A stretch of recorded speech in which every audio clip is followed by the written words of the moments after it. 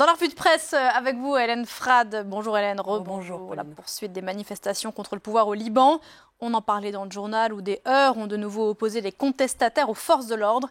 C'était hier soir à Beyrouth. Le Liban au bord de l'effondrement. Le journal saoudien Arab News explique que ce sont les tensions entre le président Michel Aoun et l'ex-premier ministre Saad Hariri, initialement pressenti pour se succéder à lui-même, qui serait à l'origine du nouveau report de la formation du futur gouvernement, provoquant du coup une mise en garde du coordinateur spécial de l'ONU, Yann Koubis, qui accuse la classe politique libanaise de chercher à gagner du temps, je le cite, face à la rue. Le bras de fer, la guerre des mots entre Michel Aoun et Saad Hariri, évoqué aussi par le quotidien libanais anglophone de Daily Star, qui s'inquiète de ce que l'instabilité actuelle soit sur le point de plonger le Liban dans une tourmente politique encore plus grave, à un moment où le pays est confronté à la pire crise économique et financière depuis la guerre civile et à une contestation populaire sans précédent contre une classe politique perçue comme corrompue et incompétente, je cite. L'Orient le jour francophone, lui, fulmine. Ni les perspectives d'un effondrement économique, ni l'intensification de la violence dans la rue, et surtout pas les revendications du mouvement de protestation, ne poussent la classe politique à mettre de côté ces divergences pour s'entendre sur la formation d'un gouvernement capable de sortir le pays de l'ornière, je cite. Manifestation au Liban, manifestation également en Inde où la fronde des étudiants contre la loi sur la nationalité s'intensifie. Selon The Hindu, la mobilisation étudiante est en train de gagner tout le pays où plusieurs manifestations parfois violentes, vous l'avez montré, ont lieu depuis l'adoption de ce texte qui attribue la citoyenneté indienne aux réfugiés venus des pays voisins à l'exception des musulmans. Cette loi, jugée anti-musulmane par ses opposants, qualifiée de fondamentalement discriminatoire, je cite, par les Nations Unies, est un projet phare du gouvernement nationaliste hindou de Narendra Modi, qui a réagi hier à ces manifestations en appelant au calme et en les présentant comme l'expression d'intérêts personnels, je le cite, qui chercherait à diviser, selon lui, la société indienne.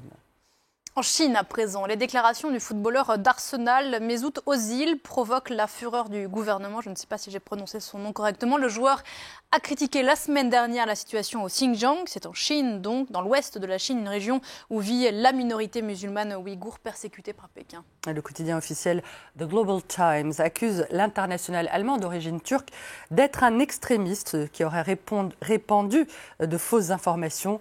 Les Chinois doivent prendre conscience que Mesut Özil s'est livré à un numéro de clown et que, contrairement à ce qu'il croit, il n'aide pas le monde musulman.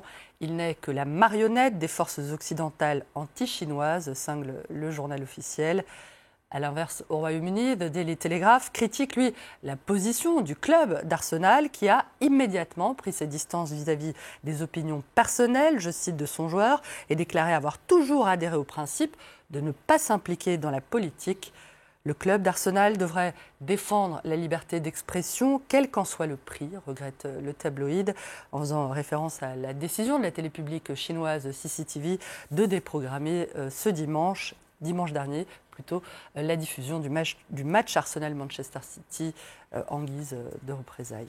La répression de cette minorité musulmane turcophone du Xinjiang, quoi qu'en dise Pékin, Hélène, est une réalité. En témoigne le cas rapporté par le quotidien L'Humanité de Tashpo Latif, recteur de l'université du Xinjiang et membre du Parti communiste chinois, condamné à mort après un procès à huis clos pour séparatisme ethnique.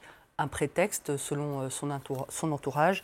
Interrogé par la chaîne de télé américaine CNN, l'un de ses étudiants témoigne « La seule chose à laquelle je pense, c'est qu'il commençait ses déclarations publiques par une brève salutation en langue ouïghour, généralement pendant moins de 30 secondes, avant de diriger les réunions en chinois. » Au Xinjiang, explique l'UMA, l'expression en langue ouïghour est largement considérée comme une démonstration culturelle et à ce titre susceptible d'être réprimée. On va se quitter là, Hélène. Merci beaucoup et à demain.